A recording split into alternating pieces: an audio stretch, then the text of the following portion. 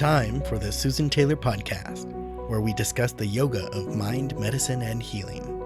Author of Feeling Good Matters, Sexual Radiance, and the Vital Energy Program, Dr. Taylor imparts authentic knowledge and practical tools that inspire, educate, and empower us to be a healing force for positive change.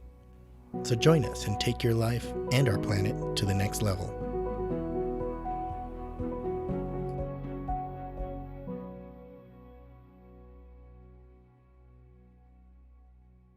Hello, everyone, and welcome to episode 129, Uplift Your Mind, Post-COVID-19, Learn to Meditate.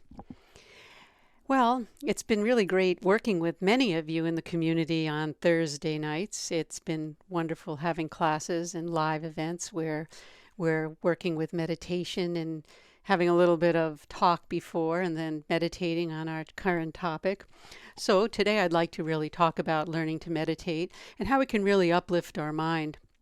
Because really the current climate of the world and our country and the world for that matter, with COVID-19 pandemic, it's really affecting our health and vitality as we see stress and anxiety on the rise. We're being squeezed out of our normal routines and really put into a state of uncertainty. Pandemics have a way of giving us that opportunity. We're getting squeezed, but to really look at ourselves closely when we may not want to really face the challenge. And one of the best ways to face those challenges, of course, I'm going to say is meditation, because that uncertainty could be met with a meditative mind, where we step out of looking to the outside for our guidance and we step into what I call step into meditation. We get to know ourselves. Meditation is a learned skill, and many people are trying to learn that now. And when it's really learned from an authentic tradition, as well as in a precise, skillful, systematic way, we can really see amazing benefits, and we don't lose status of where we are. In other words, we can keep going. Most people, they'll do it and they'll say, I've had people come to me and say, I just can't. But then when we do these live classes and I bring them into that precision in that systematic way, they say, wow, that was really easy. And they have an enjoyment. And that's because I was trained in an authentic tradition where there were no sound bites. It was really a complete practice. And that's what I'd like to bring your attention to, paying attention to that. People are looking for a way to deal with the fears, the anxieties, as I just mentioned, resulting from a mind that's really untrained, a mind that hasn't really learned to be calm and happy. And that's a learned skill. You can learn that if you're really working in a skillful, precise manner with a systematic approach. And as I said, one of the principal remedies found in all healing traditions is to train the mind to be stressless, unaffected by the outside world. And that's a training. That's not just something that you get a little bit of something and say it's going to work. No, because it's very deep rooted. Our minds have very, very deep roots. Very, very deep roots. So in other words, what I'm really trying to say is let's not be in a panic and in a fearful mode, no matter what. And we can do that by learning to meditate. Because research does show that a single meditation session can produce a feeling of calmness and contentment. We do acknowledge that when a person is under stress, that they're more likely to succumb to an illness. We all know that. Science knows that. Research knows that. And we also know that a calm and content mind keeps us happy and healthy in the long run. So how do we get there? We want those benefits. We want better focus. We want less stress. And with meditation, even if we work with it for a period of several weeks, our brain can actually rewire to rest. And that's called neuroplasticity. I've given courses in the past on self-directed neuroplasticity because we can direct that. We direct that with our habits and how we train ourselves. So what I really want to focus here is meditation, because that's what we're really talking about. We know that it's mainstream now, so it's not something that's, I'm not going to do that. It's hocus pocus. It's against my religion, because meditation is not associated with one specific group. It's not Buddhist, it's not Hindu, it's not Christian, it's not Jewish, it's not Muslim, it's not Islam, it's not any of those. It's something where you train your mind in a systematic way from going from the outside to inside. And that's what's so important here. We know that with this pandemic, our life has changed. And I think it's changed for the better because we're being squeezed enough to look on all fronts of ourselves.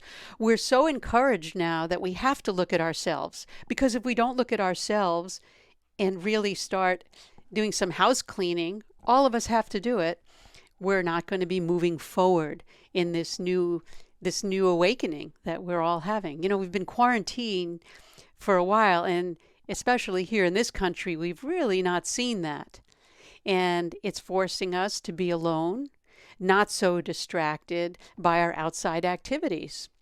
This is why so many people have been taking to learning this ancient practice of meditation, because it's a practice that helps us to acknowledge who we are, how we feel, and think, and it actually supports our immunity by keeping ourselves healthy and happy and less susceptible to some of the pathogens that are floating outside of us. In my book, Feeling Good Matters, the Yoga of Mind, Medicine, and Healing, I always encourage everyone, that's where it all came from, remain calm, consciously aware, living in the moment.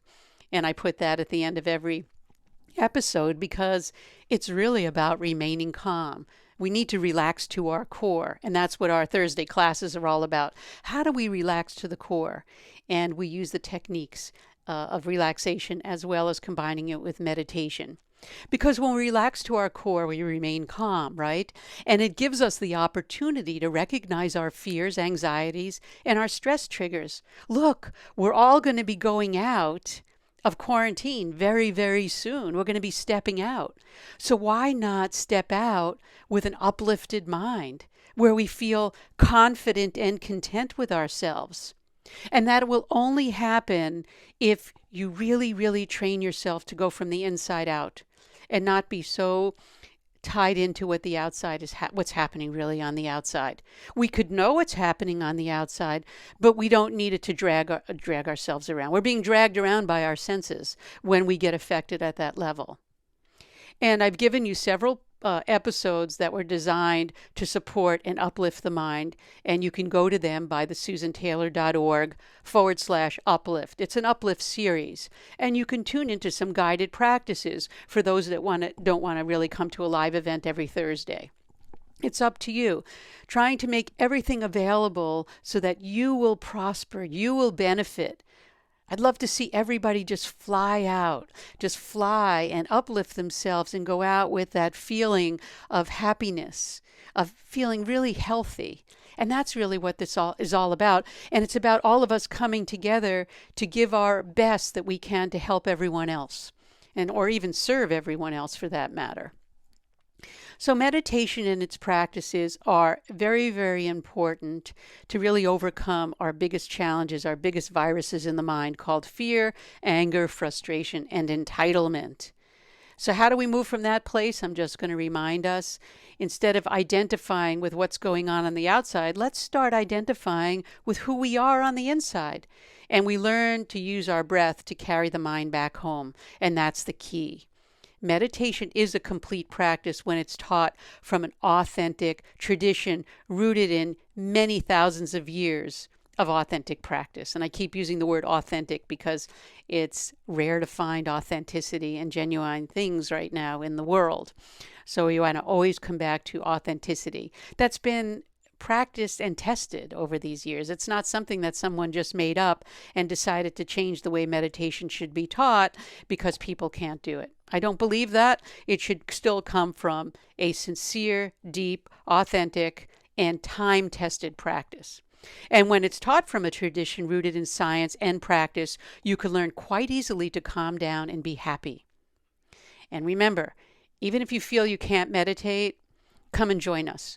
We will get you on the right track. Choose any teacher that you feel comfortable with or any group that you feel comfortable with, but really come with a really sincere, authentic practice that's rooted in tradition. So Remember, it has to be taught precisely, skillfully, and in a systematic way. And there are people out there doing it and groups out there doing it, but just remember you want precision, skillful, and systematic. No sloppiness that, oh, just sit the way you want, do what you feel like doing. We can do that, but remember, we want the sustainable results that are going to really take us right out of this feeling of, oh no, what's going to happen now? And shoot us right into positivity. That's where we really want to be. Because you can rewire your mind. And actually, once you rewire your mind, you rewire your brain. And that will give you sustaining and lasting results. Join me for my Thursday classes if you like. But if not, just sign in or just get some of the episodes and work with some of the practices that were provided in the Uplift series. And you can get there at susantaylor.org.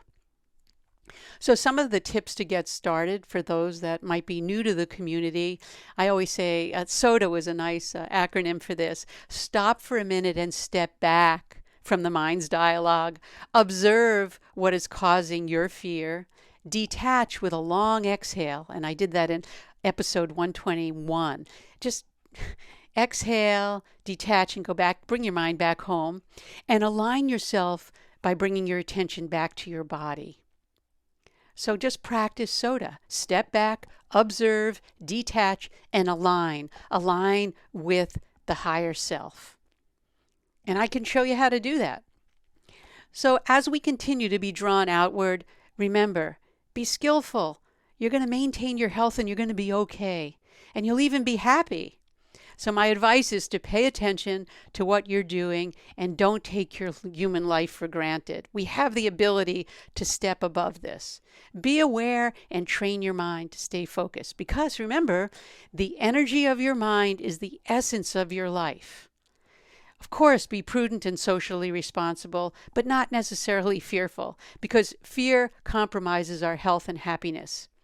And remember, in the case of being contagious, we do have contagious physical and emotional disease happening, and that is self-defeating.